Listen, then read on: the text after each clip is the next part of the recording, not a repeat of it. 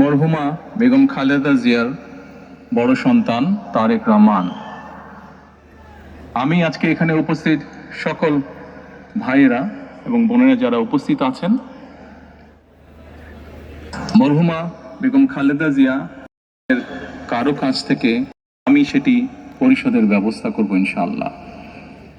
একই সাথে উনি জীবিত থাকাকালীন অবস্থায় ওনার কোনো ব্যবহারে, ওনার কোনো কথায় যদি কেউ আঘাত পেয়ে থাকেন, তাহলে মরহুমার পক্ষ থেকে আমি আপনাদের কাছে ক্ষমা প্রার্থী। দোয়া করবেন আল্লাহ তাআলা যাতে ওনাকে বেহেশত দান করেন। আসসালামু আলাইকুম। আসসালামু আলাইকুম।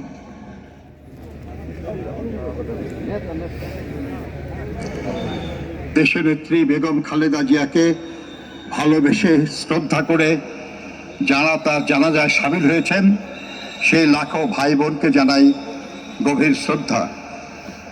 মাননীয় প্রধান উপদেষ্টা পরিষদের সদস্যগণ, রাজনৈতিক নেতৃবৃন্দ, তিন বাহিনী প্রধান সহ কর্মকর্তাবৃন্দকে উপস্থিতির জন্য ধন্যবাদ জানাই সশস্ত্র বাহিনী, র্যাব, বিজিবি, পুলিশ সহ আইন শৃঙ্খলার দায়িত্বে নিয়োজিত সকলের প্রতি।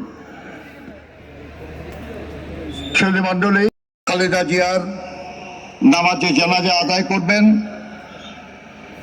নেতৃত্ব দেবেন জাতীয় মসজিদ বয়তুল মুকাররমের খতিব মুফতি মোহাম্মদ আব্দুল মালেক।